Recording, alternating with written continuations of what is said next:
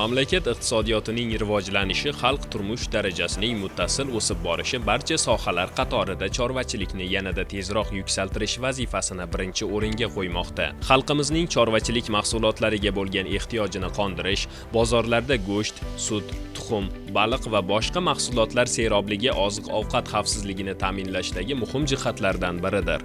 Chorvachilik qishloq xo'jaligining asosiy tarmoqlaridandir. Ushbu tarmoq aholining oziq-ovqat mahsulotlariga, sanoatning xom ashyoga bo'lgan talabini qondirishda muhim ahamiyatga ega. Bundan tashqari chorvachilik tarmog'i dehqonchilik tarmog'ining rivojlanishiga ham ijobiy ta'sir ko'rsatadi. Assalomu alaykum. Nurafshon TV telekanalida taraqqiyot ko'zgusi ko'rsatuvining navbatdagi soni. Ko'rsatuvimizning bu galgi sonida Toshkent viloyati Yangiyo'l tumanida bir necha yillardan buyon aholini sut mahsulotlari bilan ta'minlab kelayotgan fermer xo'jaligi haqida hikoya qilamiz. Qoramolchilik chorvachilikning asosiy tarmoqlaridan bo'lib, respublikada yetishtiriladigan sut va go'sht mahsulotlarining asosiy ulushi ushbu tarmoq hissasiga to'g'ri keladi. Aholining go'sht mahsulotiga bo'lgan talabining 70%, sut mahsulotiga bo'lgan talabining 95-97% qoramolchilik hisobidan qondiriladi. Yengil sanoat uchun zarur bo'ladigan charmning qariyb yarmi qoramolchilik mahsulotlaridan olinadi. Shu sababli ushbu sohani yanada rivojlantirishda chuqur ilmiy tahlillarga asoslangan tadqiqotlar muhim ahamiyat kasb etadi. Toshkent viloyati Yangiyo'l tumani qishloq xo'jaligi sohasida katta salohiyatga ega. Tumanda chorvachilik va bog'dorchilik yo'nalishlari rivojlangan.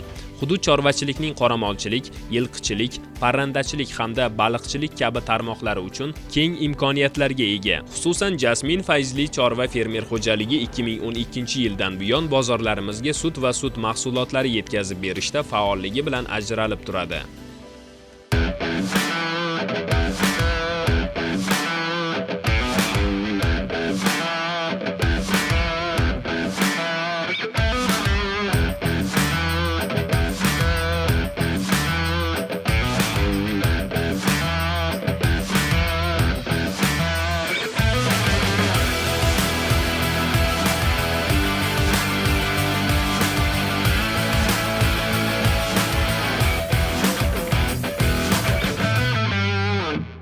Boshida ish jarayoni qanday kechgan? Bu fermamiz 2012-yilda tashkil etilgan. Biz unda men 30 ta sigir bilan boshlaganman. Gollandiyadan olib keltirilgan bu sigirlar. U paytda 4 ta 5 ta ishchi bilan boshlaganmiz. 2014-yili yana 200 ta olib kelindi. 2015-yilga borib yana 100 ta. Hozirgi kunga kelib ishchilarimiz soni 40-50 tadan oshdi. Hozir bizda sut sog'ish jarayoni ketyapti. Xohlasangiz, olib boraman, ko'rib fikr mulohaza bildirasiz.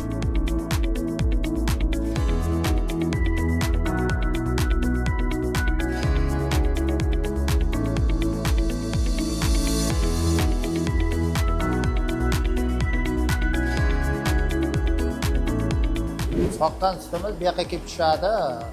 60 litr sut yig'ilib 20 litr kelib tushadi. Xolodilnikimiz 2 tonnayu 80, ikkovi 4 tonna 160. Bu железный xolodilnik sutni 5 gradus yaxlatib turadi. Issiqda kuniga, sovuqda kuniga sutni sovuq bo'lgandan zavodga topshiramiz.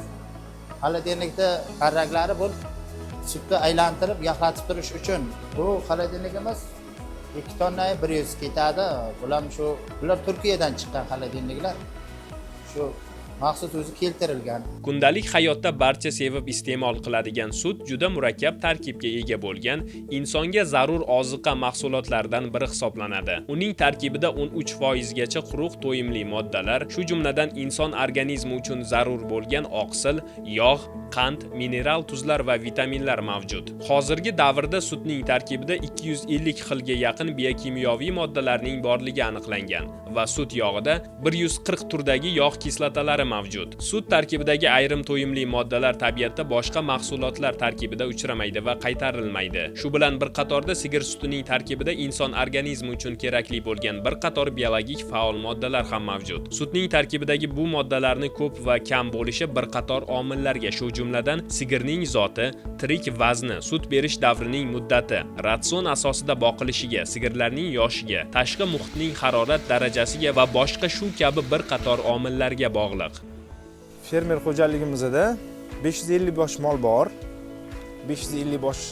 Bulardan ichiga Golshtayn zotlari bor, Simmental zotlar bor, Golshtaynning keyin Shvets zotlari bor. Asosan bizni yo'nalishimiz sut yo'nalishi bo'lgani uchun biz shu sut yo'nalishidagi mollarni boqamiz. Eng ko'p bizda foizi Golshtayn zoti hisoblanadi. Golshtayn parodasi bizda ko'proq nisbatan Simmental Shvetsga qaraganda.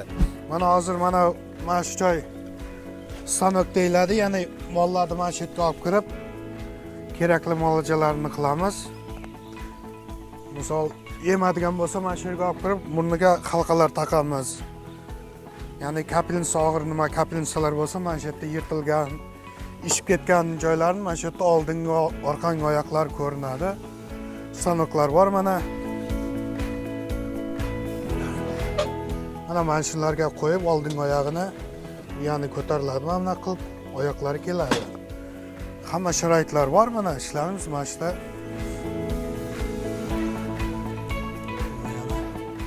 Kerakli misol mollarni tekshirib nima qilsak, mollar kerak bo'lsa mana shu yerga olib kirib, mana shu yerda qiynamasdan mana shu yerda tekshiramiz. Mana hozir tuyog'i o'sgan molda mana sal yurishga qiynab, o'shani orasini ochsak, havo o'tadi, yara kasali kam bo'ladi oyog'ida. Mana hozir shuni ko'rsataman sizlarga, orasini ochib.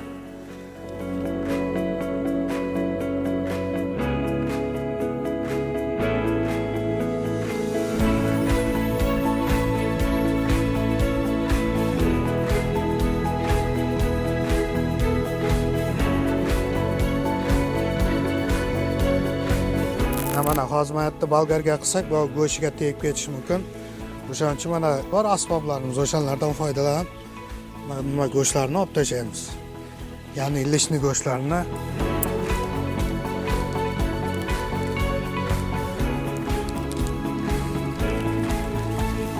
Mana maxsus pichoqlar bor.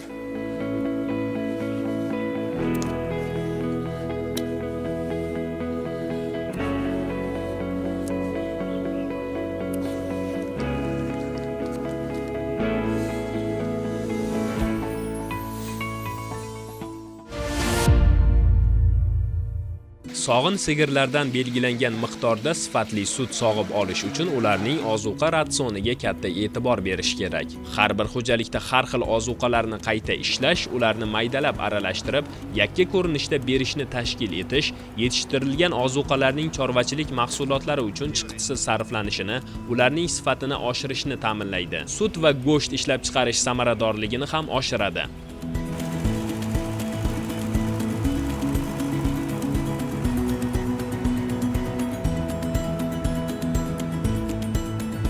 Mollarning yemishlarimizga yaxshi yemish, beda qo'shiladi ichiga, makka qo'shiladi, sinash qo'shiladi, silis qo'shiladi bularning ichiga, yormalari, yemi, sinash, kunjara, ular hammasi karmarazdachilikda tarqatiladi o'tlar. Mol boshiga hisoblaganda bir kunda bir 30 kilo mana shunaqa silis yeydi. Ularning ichiga qo'shilgan 35 kilo umumiy hisobda bir mol boshiga 40 kiloga yaqin kilosi to'g'ri keladi.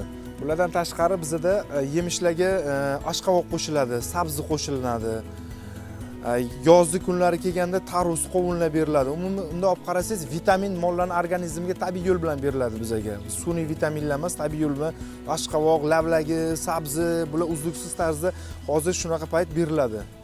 Sutlar где-то mol boshiga 21-22 litr to'g'ri keladi, umumiy hisoblasa mol boshini.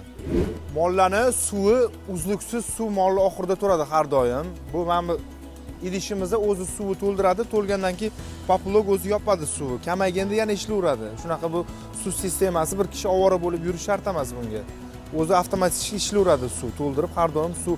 Molni asosan sut yo'nalishida suv bilan ta'minlash kerak, to'g'ri ta'minlash kerak. Mol suv bo'lmasa agar sut bermaydi mol. Xatolikka yo'l qo'ymash kerak. Keyin suvini har 3 kunda bir ichini tozalab, polni olib yana boshqatdan ochilaveradi ichi. Suv lekin uzluksiz suv turadi har doim bunda.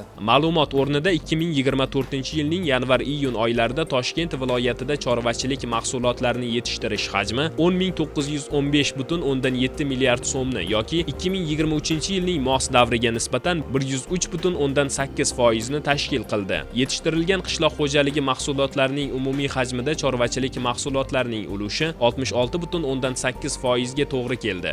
Bu urug' bizga Yevropa va Amerikadan keladi urug'lar. Chorvani asl xizmatdan olamiz. Golshten, semental, o'sha nima urug'lar bo'lsa, hammasini olib ishlatamiz. Molni parodasiga qarab urug' qo'yamiz biz ham mollarga. Mana bu sigir bir marta tuqqan g'onajinimiz o'zimizda chiqqan bu. O'zimiz sigirga o'zimiz urug' qo'yganmiz va mana shu g'onajin tug'ilgan, zoti toza.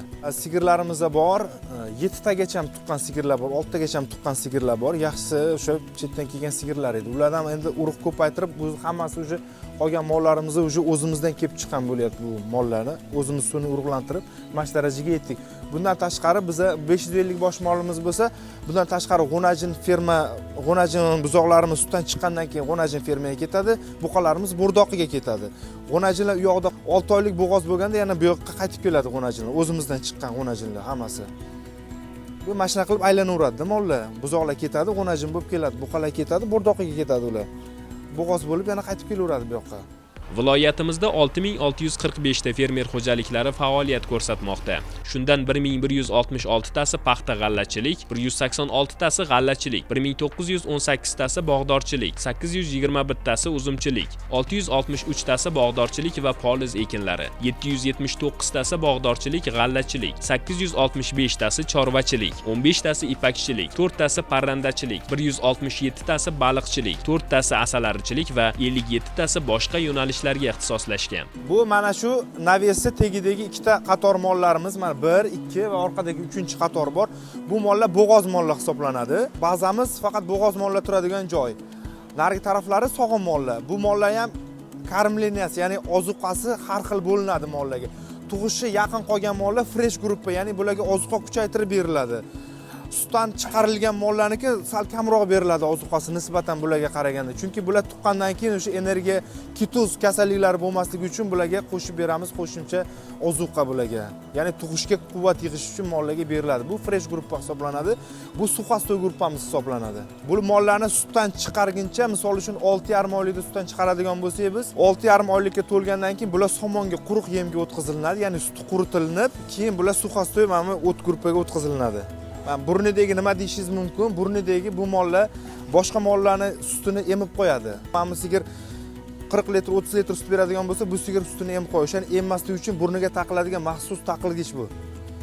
Quloqdagi nomerlar bo'lsa, bu nomer shunga qarab registratsiya qilinadi. Mana shu mol mana shu chislokuni tug'di, mana shu chislokuni ochdi, mana shu oy sutdan chiqish kerak, mana shu oy tug'ish kerak. Hammasi registratsiya qilib boriladi bu yoqda.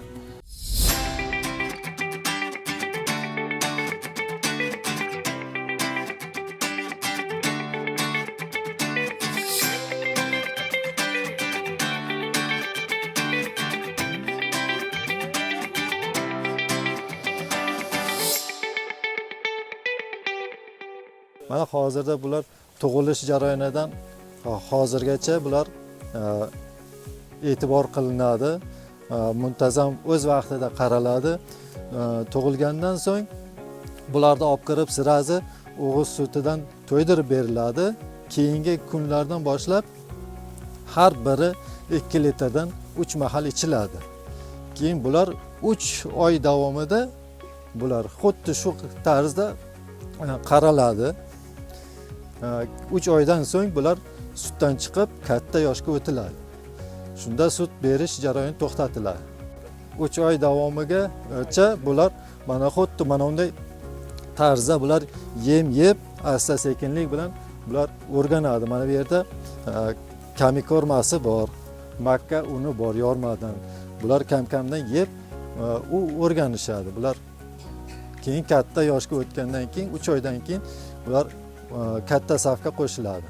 Prezidentimizning chorvachilikni yanada rivojlantirish va chorva ozuqa bazasini mustahkamlash chora-tadbirlari to'g'risidagi 2022-yil 8-fevraldagi qarori chorvachilik sohasida boshlangan islohotlarning uzviy davomi sifatida mamlakatimizda chorvachilik tarmoqlarini yanada rivojlantirishga qaratilgan qator istiqbolli chora-tadbirlarni belgilab berdi. Buning natijasida chorvachilikning barcha tarmoqlarida ijobiy natijalar kuzatilmoqda.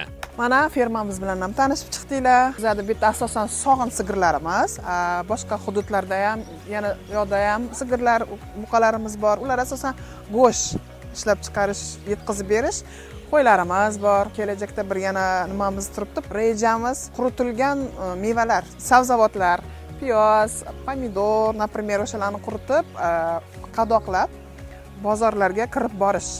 niyatimiz bor. Qishloq xo'jaligini rivojlantirish va ish o'rinlarini kengaytirish rejamda bor.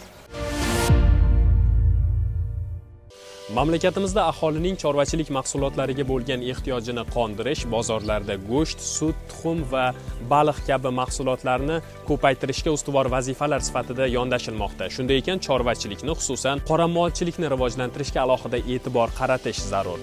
Bizni Nurafshon TV'da kuzatishda davom eting. Ko'rsatuvimizning keyingi sonlarida ko'rishguncha xayr, salomat bo'ling.